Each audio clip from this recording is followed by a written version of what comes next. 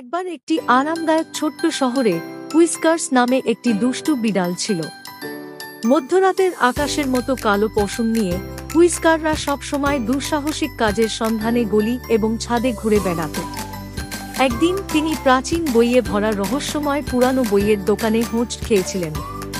কৌতূহল তার সেরাটি পেয়ে হুইস্কার্স একটি ধুলোময় টোমের উপর ঠেলে দেয়, একটি লুকানো উত্তরণ প্রকাশ করে।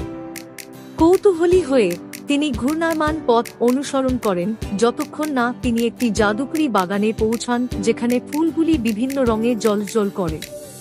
হুইস্কার শীঘ্রই আবিষ্কার করে যে প্রতিটি ফুলের একটি অনন্য শক্তি রয়েছে। তিনি অন্বেষণ করার সময় হুইস্কার্স অলিভার নামে একটি দুঃখজনক বাগানের জিনোমের মুখোমুখি হয়েছিল, যিনি ব্যাখ্যা করেছিলেন যে জাদুকরি শক্তি ম্লান হয়ে যাচ্ছে এবং শহরের আকর্ষণ হ্রাস পাচ্ছে।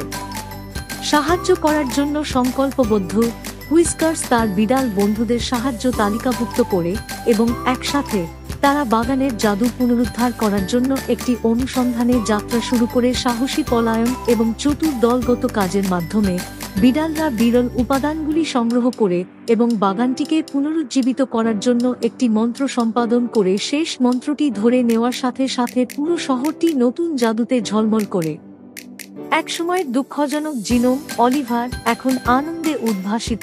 দিনটি বাঁচানোর জন্য হুইস্কার্স এবং তার বন্ধুদের ধন্যবাদ জানায়। সেই মুহূর্ত থেকে হুইস্কার্স একটি স্থানীয় কিংবদন্তি হয়ে ওঠে এবং জাদুকরি বাগানটি শহরটিকে বিস্ময়ে ভরিয়ে দেয়। দুষ্টু বিড়ালটি জেনে তৃপ্তি পেয়েছিল যে কখনো কখনো সামান্য কৌতূহল এবং দলগত কাজ সাধারণকে অসাধারণ করে তুলতে পারে, এবং তাই হুইস্কার্সের গল্প এবং মন্ত্রমুগ্ধ বাগানটি বহুদূরে ছড়িয়ে পড়েছে, যা আগামী প্রজন্মের জন্য প্রিয় শয়নকালের গল্প হয়ে উঠেছে।